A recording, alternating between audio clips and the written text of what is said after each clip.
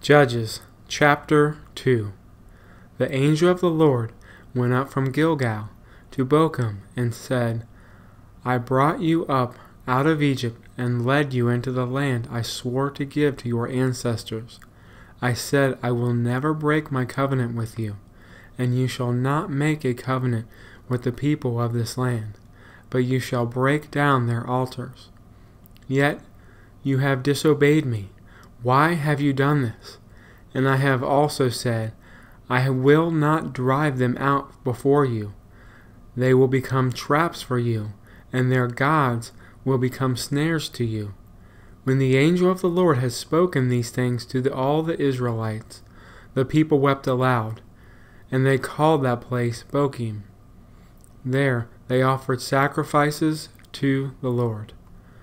After Joshua had dismissed the Israelites, they went to take possession of the land, each to their own inheritance. The people served the Lord throughout the lifetime of Joshua and of the elders who outlived him and who had seen all the great things the Lord had done for Israel. Joshua, son of Nun, the servant of the Lord, died at the age of 110, and they buried him in the land of his inheritance at Timnath-Heres, in the hill country of Ephraim, north of Mount Gash.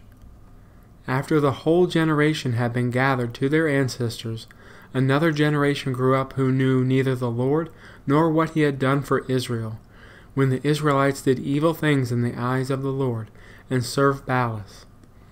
They forsook the Lord, the God of their ancestors, who had brought them out of Egypt. They followed and worshipped various gods of the peoples around them.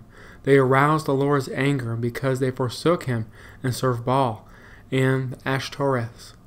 In his anger against Israel, the Lord gave them into the hands of the raiders who plundered them. He sold them into the hands of their enemies all around, whom they were no longer able to resist. Whenever Israel went out to fight, the hand of the Lord was against them to defeat them, just as he had sworn to them. They were in great distress. The Lord raised up judges, who saved them out of the hands of these raiders. Yet they would not listen to their judges, but prostituted themselves to other gods and worshipped them. They quickly turned from the ways of their ancestors, who had been obedient to the Lord's commands.